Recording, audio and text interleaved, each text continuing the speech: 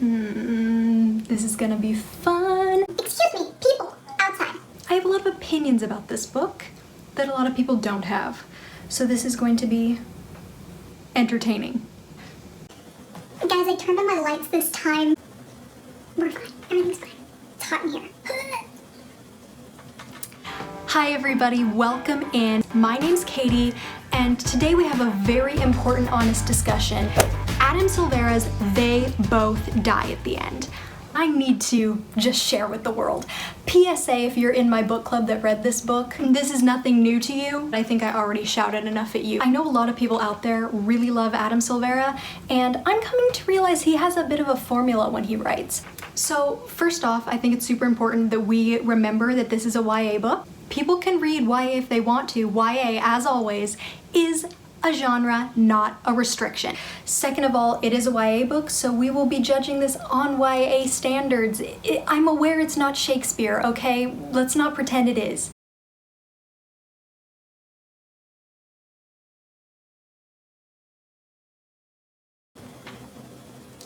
I can't tell if my hair looks good in this video or not. It's really gonna be something. I don't have the actual physical copy with me because I read it in digital form, so sorry that I can't hold it up this whole time, but I will put the picture occasionally so you can see it right here. It's blue. There's a nice skull in the background, which is daunting. Welcome to Dauntless.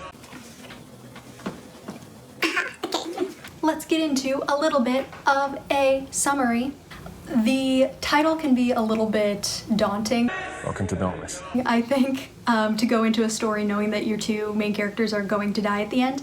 So They Both Die at the End follows two boys by the names of Mateo and Rufus, and they live in a alternate universe to ours per se. It's very similar to ours, and I know it's not the future because dates are mentioned, like the dates of their deaths. Things are also talked about, such as like Instagram, which we use in this world. So it's nothing futuristic, and it's nothing entirely otherworldly, but it is an alternate dimension per se. The one thing that is different about this world is that 24 hours before you die, you get a call from the government telling you, hi, hello, sorry to lose you, you're gonna die sometime in the next 24 hours. They don't tell you when, they don't tell you how, they just let you know, a friendly little heads up. From what I can tell, you can't choose whether or not you want to have this call, you just get this call, and it is just accepted in this world. So I'm gonna talk more about the world shortly, but it is gonna get a little bit spoilery there because I do have some things to say about it. For people who haven't read it, just know that this story follows Rufus and Mateo, who are both teenagers who get the call from Deathcast, a death forecast. The story is very much about them. It is not about this world, so it is kind of science fiction-y, but we don't really get into the science fiction aspect of it. The story really takes off once Mateo and Rufus both join this app called The Last Friend. It's basically Tinder for finding a friend on your last day. Rufus and Mateo find each other and they go on some Wacky adventures. So let's talk about the characters. Mateo, he is a shy kid, lots of anxiety. His father is currently in a coma in the hospital. He doesn't have his mom. He's living entirely alone in his apartment like a hermit, doesn't want to leave, and that's when he gets the call from Deathcast telling him he's going to die, and he basically decides that he wants to be dangerous, be risky for once in his life. But throughout the book, he's anxious pretty much the whole time. He does develop a bit as a character for sure, but it certainly does get annoying.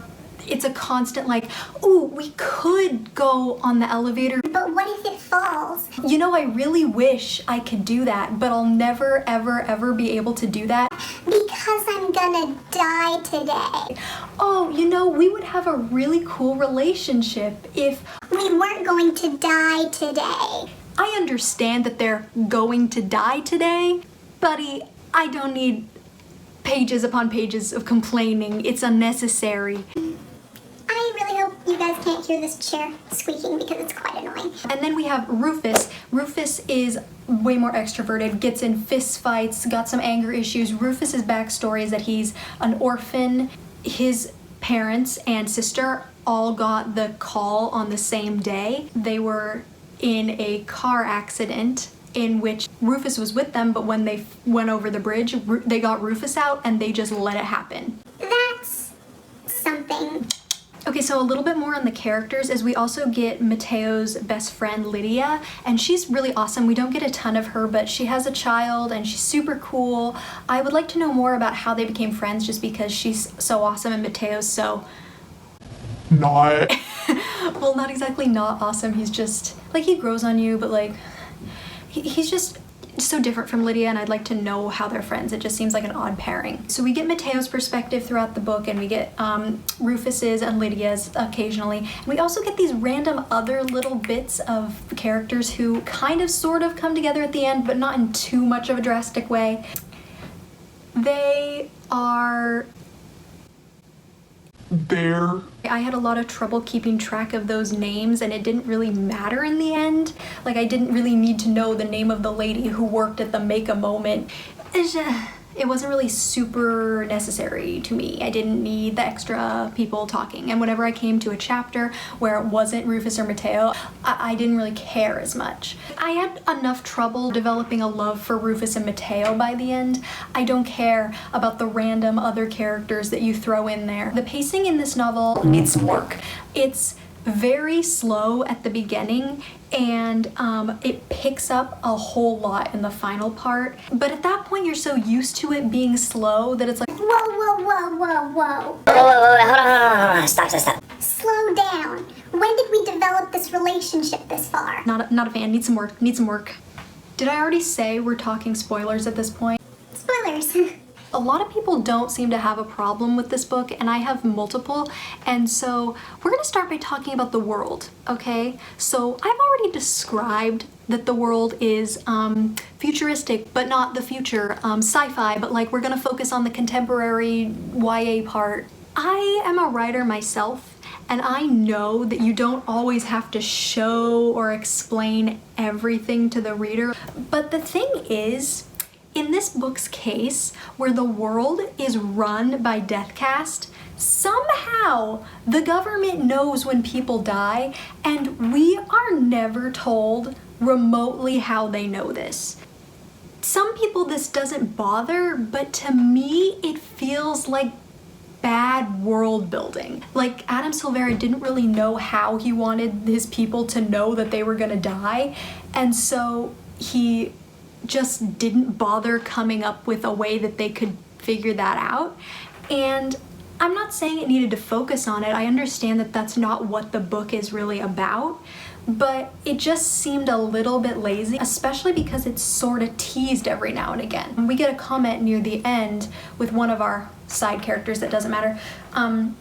She says something about maybe the Deathcast people choose who die in the end. Maybe they're the ones who choose who's gonna be executed, which is an interesting concept, but it's never talked about ever again, and I wanna know. It just would make the world seem a lot more developed, I think. It would just make it go that extra mile. It can be kind of meta to think about because it's like, does the call ultimately determine that you are 100% going to die? Because if that's true, then just don't call people, or like maybe just don't ever use technology in that world, you know? Like, because if you think about it, like, Mateo didn't fix his stove because he got the call and knew he was gonna die, but his stove not working is what killed him. And then Rufus's family all just sat in the car and let themselves drown because they got the call in the morning. So if they hadn't have gotten the call, they would have left. If they hadn't have gotten the call, Mateo would have fixed his stove. It's something to think about. Excuse me, people outside.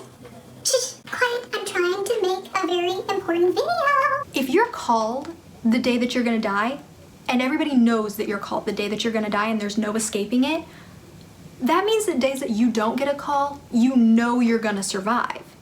So, I don't know about y'all, but I would be way more risky in such a world if I know that I can do whatever the heck I want and I'm not gonna die. Oh, didn't get the call today, guess I'll go skydiving. I could imagine a world like this being very dangerous.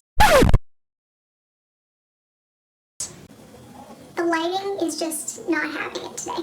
We already talked about the horrible pacing in this novel. Please don't take that lightly. It needs help. Okay, I want to talk about the deaths of our two male leads because I didn't like how it was executed. Now, this is going to sound ridiculous, but if you've read this book, you understand.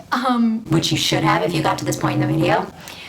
I more or less wanted Mateo and Rufus to be the cause of each other's death. It sounds really bad. Okay, let me think about... But it didn't matter because they found each other. So Mateo dies by the stove blowing up, which angered me a lot because Rufus wasn't even present when it happened. Like, what do you mean he wasn't even there? For a majority of the story, I really wanted Peck, because we're following Peck this whole time, and Peck's like, Oh, I got a gun. I really wanted Peck to ultimately be like the cause of Mateo's death, not Rufus's. This whole time Peck is like thinking he's gonna go after Rufus, and he like accidentally, or maybe because he thinks it'll hurt him more or something, he kills Mateo. in a West Side Story shootout. Maria!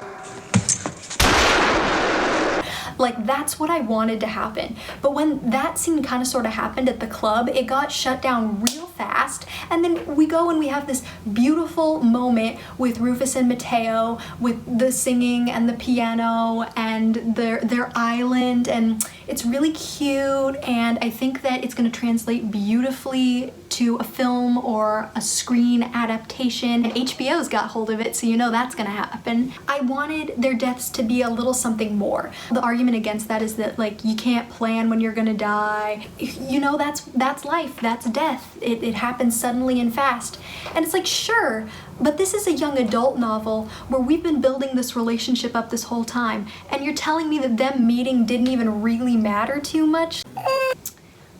Rufus's death is a little bit sweeter because he gets hit by a car, and his reasoning is because Mateo wasn't there to hold him back, which I guess you could say Mateo was the cause in that situation.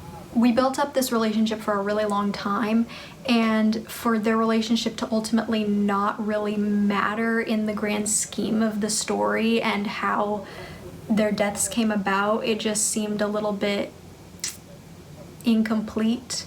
Yeah, I mean, there are some beautiful one-liners in this book.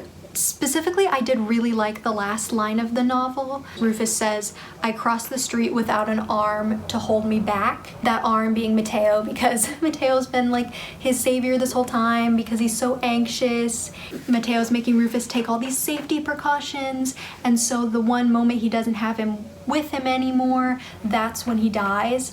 And I think that one I'm okay with. Like, it was executed well enough. I think it was really just Mateo's death that got on my nerves a little bit. If you're really trying to take a stand and be like, Hey, death, it happens all the time when you're not expecting it. okay, Sir Pretentious, whatever, at least have Rufus there when it happens, you know? At least have him near him. But no, Rufus was just asleep. It didn't feel complete. This book truly... You know what else is weird? The whole time Rufus and Mateo are not really developing a romantic relationship, but it's like gently hinted at. It could be hinted at more to make it seem a little less rushed in the end, but this whole time Rufus is like picking up on it, and he goes, No, I'm just gonna let Mateo make the first move. buddy, I understand you're trying to help him outgrow this anxiety problem he has, but like, you literally don't know when you're gonna die. You could die at any second, and you're just gonna wait. You're just gonna hope for the best on that one. Okay, sir, okay. You know, Lydia and Mateo's relationship I really liked, although it did seem a little bit out of left field, how they became friends. But I would have liked a little bit more development, I think, with the Plutos and Rufus, especially in that final scene with them. Rufus seems like he really, really cares about the Plutos, and I understand they became his family. He's like that for them, but I wanted a little bit more out of their relationship just because I can barely tell you their names, and it seemed important but it wasn't treated as such. Alright everybody, those are my thoughts on They Both Die at the End by Adam Silvera. My name's Katie. All my links are in the description below. Thanks for watching. I'll see you when we have our next honest discussion. Bye guys!